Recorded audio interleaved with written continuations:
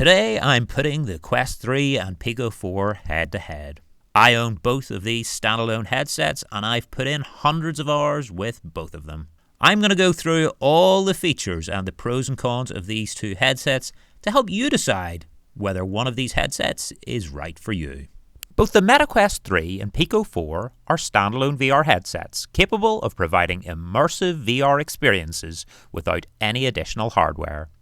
In addition, they can be connected to a VR-ready PC, either wirelessly or by USB-C cable, allowing you to play PC VR content on both these headsets.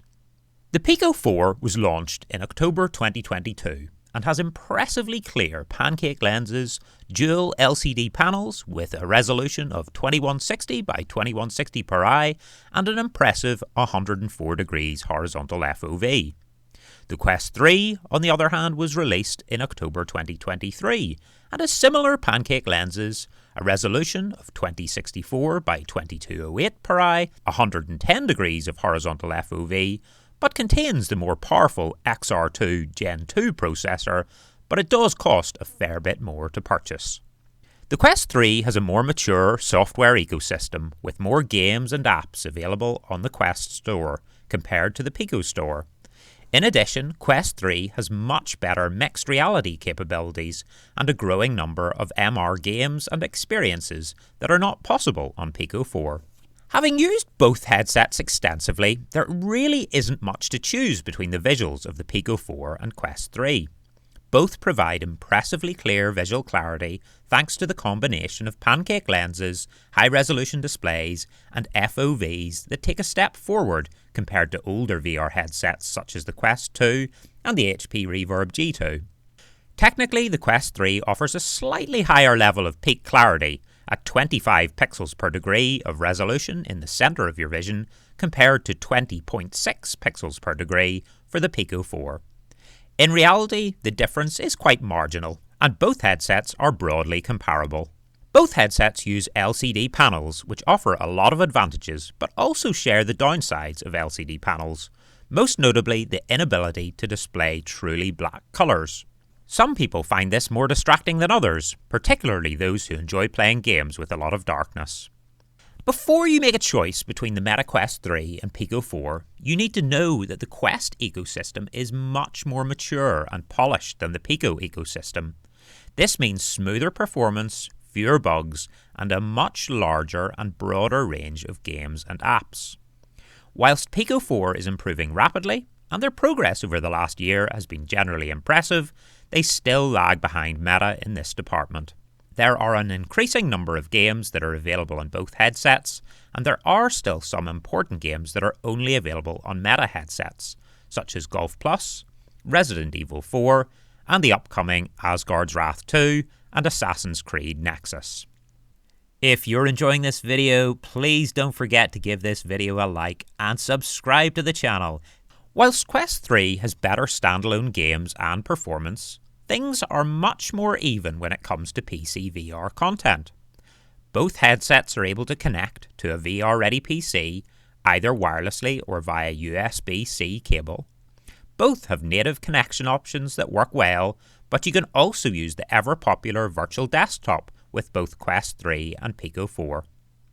Virtual desktop performance is very similar between both headsets, and it allows you to play all your favourite PC VR content wirelessly with good visual quality and low latency. Whilst the Quest 3 has a more powerful onboard processor, this really has negligible impact on PC VR performance, and I've played hundreds of hours of wireless content with Pico 4 over the last year with minimal issues. More recently, I've been using the Quest 3 extensively with both a wired and wireless connection, and the performance is so good for most games that I start to wonder what the future holds for dedicated wired PC VR headsets. The Quest 3 comes with a fabric head strap that is mediocre at best, and shares many of the deficiencies that were apparent with the Quest 2 head strap.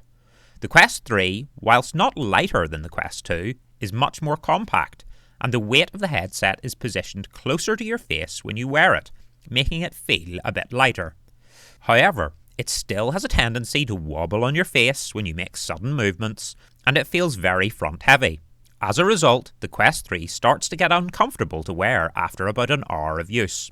In contrast, the Pico 4 comes with a rigid strap that is reminiscent of the Quest 2 Elite strap, and the battery is situated in this head strap, providing a counterbalance to the weight of the headset. As a result, the Pico 4 is much more comfortable to wear, feeling much lighter and more secure to wear and use. The downside to this is that you can't change the head strap on the Pico 4 as the battery is hardwired into the head strap, so if you don't like it, you're stuck. Despite the Pico 4 head strap being a great success, I don't find the facial interface to be very comfortable or to fit very well. There is a bit of light leak at each side when I wear it, and it can get a little uncomfortable to wear after an hour or two. It's nothing that would stop me from playing, but I do think they can and should do better. The advantage of the Quest 3's head strap solution is that it keeps the cost of the headset down, but it also allows you to change it for a more comfortable option, either the official Elite battery strap or another third-party option, of which there is an increasingly large selection. I own the official Quest 3 Elite strap with battery, and also a few third-party solutions, so there's likely to be a good option available for every user. Pico 4 has RGB pass-through, but there is quite a lot of distortion, and the clarity is not sufficient to read a computer monitor or phone without difficulty. It provides a huge step up on the grayscale pass-through of the Quest 2, but pales in comparison to the Quest 3 pass-through. The Pico 4 pass-through is highly welcome, and I use it to be able to navigate around my room without having to take the headset off, but due to the limited quality and lack of depth sensor, it has limited utility for me beyond this. The Quest 3 was marketed as both a VR and MR headset, and I've been genuinely impressed with the quality and versatility of the MR experience. There are an increasing number of impressive MR games and apps, such as Piano Vision, BAM, Demio, and MR updates to loads of popular games, such as 11 Table Tennis and Thrill of the Fight. The MR quality is good enough to read your phone or a computer monitor, but also has quite a lot of distortion, particularly when viewing things close up. I've been particularly impressed by the ability to use one or more virtual screens in mixed reality to be genuinely productive when using my Quest 3. I've experimented with writing and editing articles in mixed reality using virtual monitors and voice typing, and this has worked surprisingly well. I've also been able to pull up a giant screen in front of me when I sit on the sofa, allowing me to watch Netflix and Amazon Video. I even pulled up a virtual screen in front of my treadmill while I went for a quick jog, although this was definitely just for a bit of fun, rather than something that was either comfortable or recommended. Although it does show the potential for mixed reality devices in the future, which I think are just going to get more compact and more powerful in the years to come. The new Touch Plus controllers of the Quest 3 are really impressive, providing excellent tracking performance that is a small but significant step up compared to the Quest 2. The new ringless design makes them much more compact and they feel great to use. The Pico 4 controllers are also really well designed controllers, and tracking performance is almost, but not quite as good as the Quest 3. I prefer the design, button positions and compact nature of the Quest 3 controllers, but I honestly don't have too many complaints about the Pico 4 tracking performance. There's no doubt that external tracking is still a more precise option, but as far as standalone headsets and inside-out tracking go, I think both the Quest 3 and Pico 4 are pretty impressive. Both the Quest 3 and Pico 4 use AA batteries to power their controllers. The Pico 4 has a removable battery tray that uses two AA batteries, whereas the Quest 3 has an easily removable battery cover and requires one AA battery. As a result, the Pico 4 controllers are heavier than the Quest 3 controllers, but this doesn't have a major impact on their usability. The battery life of the controllers is surprisingly long, and you can easily go weeks on end without having to change them. The Quest 3 uses the considerably more powerful Qualcomm Snapdragon XR2 Gen 2 processor, which is reported to have almost twice the processing power of the XR2 Gen 1 processor that's found in the Pico 4. As a result, most games on Quest 3 have received a very noticeable and welcome jump in graphical quality, but in terms of gameplay, there's no significant difference between the same game played on Pico 4 and Quest 3. One area where the processing power of the Quest 3 has a small advantage is in the latency experienced when wirelessly streaming to a VR-ready PC. The more powerful processor is able to process each frame about 10 milliseconds quicker, according to my testing, leading to a very small improvement in latency when playing streamed content. Realistically, this only has an impact when playing games requiring the quickest of reaction times. The Pico 4 is a really well designed headset, and I love the integrated head strap with the battery positioned at the back. The black glossy front looks awesome, and the compact design looks and feels great to hold and use. Other than the facial interface, which doesn't fit my face desperately well, I wouldn't change much about the design of the Pico 4. The Quest 3 is also a big step up in the design department from the Quest 2, and the sleeker form factor looks awesome. My big criticism is that the default head strap provides very poor ergonomics, and almost everyone who intends to use their Quest 3 on a regular basis should update the head strap as soon as possible. As a result of Meta's design decisions, you should really factor in the cost of a better head strap when comparing the price of these two headsets, making the difference in price much more marked, and this may be sufficient for some people to opt for the Pico 4 in preference to the Quest 3. Both the Pico 4 and Quest 3 have battery lives of about 2 to 3 hours, depending on the activity being undertaken. The Pico 4 has a much larger battery but uses the less power-efficient XR2 Gen 1 processor, resulting in battery life that's broadly comparable with the Quest 3. Neither has a battery life that feels quite long enough, but there are a range of external battery solutions that can significantly lengthen the battery life of both headsets. This is one area where the replaceable head strap of the Quest 3 is an advantage, as battery head straps are generally one of the best options to boost battery life for this type of headset. You're not out of luck with the Pico 4 though, as you can use a variety of other external battery solutions, such as side-mounted, neck-hanging or rear-mounted additional batteries. Whatever way you look at it, if you end up using your Pico 4 or Quest 3 regularly and for long periods, you will definitely want to look at the options for battery extension. The Pico 4 had quite a limited selection of games and apps at launch, but the amount of content available on the platform has increased rapidly, and the Pico platform definitely has more than enough content to keep you entertained. This is even before considering the options for PC VR. With that said, if you want the most complete library of content available for a standalone headset, then Meta's software catalogue is really impressive. You do need to bear in mind with both headsets that you are buying into closed ecosystems, and you can't transfer purchases from the Pico to the Meta platform or across to Steam if you decide to buy a headset from a different manufacturer in the future. It looks a safe bet that Meta is going to stay in the VR game, so I feel more confident buying my software from their store. Pico is newer and less established in the industry, and who knows what will happen in the future. It would be highly frustrating to lose access to software purchases in the future for any reason. As of the time of this video, the 128GB version of the Quest 3 costs $500 or £480. This compares to the 128GB version of the Pico 4, which costs £349 or €430. I don't currently have a price in US dollars for this headset as it's not on sale in the United States.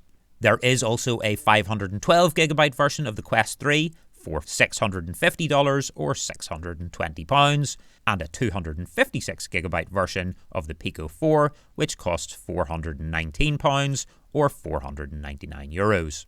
Although the Quest 3 is the more expensive headset, I think it offers an excellent value proposition due to the impressive hardware specs, excellent content library, mixed reality content, and the ability to play PC VR content too.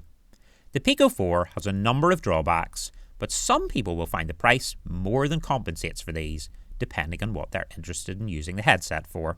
So who should buy the Quest 3?